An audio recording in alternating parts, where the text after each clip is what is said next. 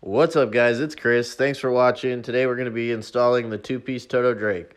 So this Toto is going in underneath a ledge, so you always want to make sure you measure the height of the ledge before you buy the toilet. Then you want to make sure that you measure from the wall to where the bolts are on the flange. Make sure you got at least 12 inches on the flange. And of course, the ledge, you're going to want to check your toilet specs and make sure that that toilet fits underneath that ledge. Most ledges are about 30 inches.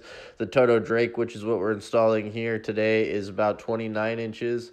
That includes the lid. The toilet specs will include the lid on top of the tank, guys. But, I mean, you want to give yourself at least an inch, 2-inch clearance because it will be a pain in the ass to remove, to work on, to put in, all that stuff.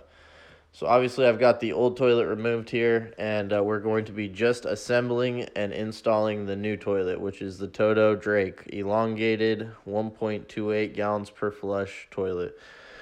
This is honestly my favorite toilet as far as price versus performance goes. There's obviously much more luxurious toilets on the market that'll do everything for you, including they'll do anything. They'll wipe your ass for you. But this toilet here is my absolute favorite toilet. It's got the Whirlpool flush. Helps keep the bowl clean. That's something that the new versions of the Drake do. If you bought a version past 2 or 3 years before this, I'm sorry you didn't get that. But they also come with the new flush valve, which is a pretty cool, more upgraded version of Kohler's cylinder style flush valve. So here you go. On the two-piece Totos, you're always going to want to make sure, number one, that your flush valve nut is tight. And then you're going to put the flush valve gasket on top of that flush valve nut. Make sure that it seats all the way up against the porcelain. And then, unlike the Kohler, you have only 2 bolts here. And these 2 bolts are actually going to work better than the 3-bolt system that Kohler typically uses. You're going to double bolt the bolts to the tank. You're going to double nut the nut and washer, the bolts to the tank. This is going to make sure that the tank is really secure. It's also going to make sure that you don't get a tank to bolt crack, or there's all types of problems with not double nutting the tank to bolt bolts. So once you get those nice and tight, you're going to set the tank on top of the bowl. I like to keep the one nut and one washer on each side. That way I can just slide them up there real quick.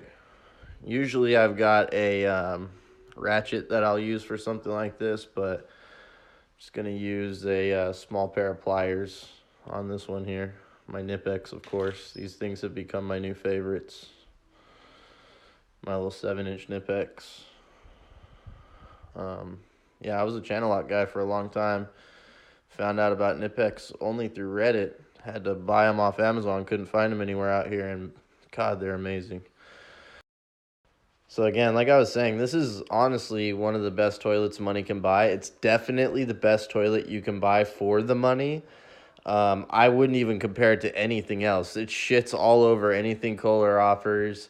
American Standard makes a couple toilets that'll compete with it, but I don't think they're in the same price range. And I don't know. I mean, I don't know if it's just because coming up, I always saw these as the best. I mean, I just noticed even when I was an apprentice, anytime anybody I worked with installed one of these, the customers were just so amazed by how much better they flushed, and never seemed to ever really have to go out to unclog one of these things.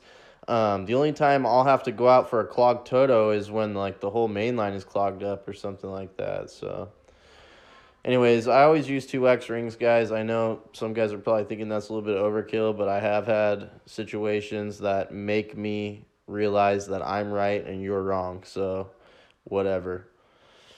What you're going to want to do after you set the toilet is connect the supply line. You're going to take your closet bolt caps, stick the little cap washer down this side up, facing up, of course. Take the closet bolt and washer, stick it on top, tighten it down hand tight at first. Do the same thing with the other side. Typically, after tightening it down hand tight, I will check to see the sturdiness of the toilet. If the toilet feels somewhat stable, obviously it's going to rock a little bit because it's not super tight, but if you can tell that it's level, and it's stable, then go ahead and tighten those down. If not, compensate for that, unlevelness, and break out a couple shims. I use the rubber shims. They're easy to cut with a razor knife, and they're easily hidden by a little bit of caulking, a little caulk seal. A little white caulk never hurt anybody, right? Once you have the toilet bolted down, you're going to want to go ahead and fill it up. Make sure that it fills up and shuts off properly. The fill valve may give off a squeak when it shuts off the first time. Make sure the tank is nice and sturdy on the bowl. There's two little ridges. You want to make sure the tank is sitting on those ridges. Give it a couple more trial flushes. God, look how nice this thing flushes, man. Don't you want a toilet that flushes that nice? Look at the little cyclone style for the flush. Keeps the bowl clean. Just an amazing toilet, guys. I mean, then it comes with the soft close seat. It doesn't come with this, actually.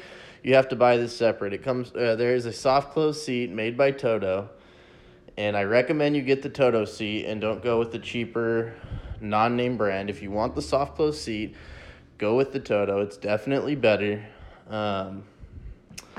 I've bought them all, guys. I promise you, the Toto seat is better quality. You'll be happier with it. It'll last you longer. You're going to buy that cheap seat. It's going to break on you, and you're going to think, God damn, why didn't I listen to Chris?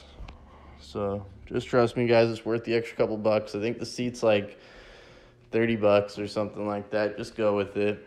I'll put links in the description for the toilet and the seat.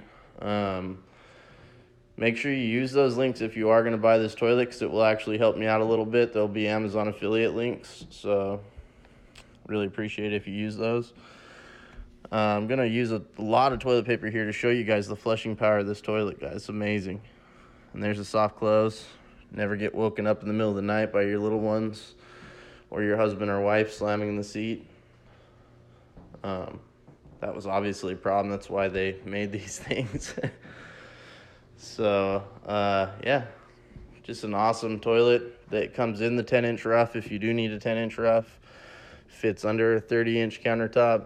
I think this countertop is actually 31 inches. That's why I've got that extra inch or so there up top. And yeah, guys, there you go.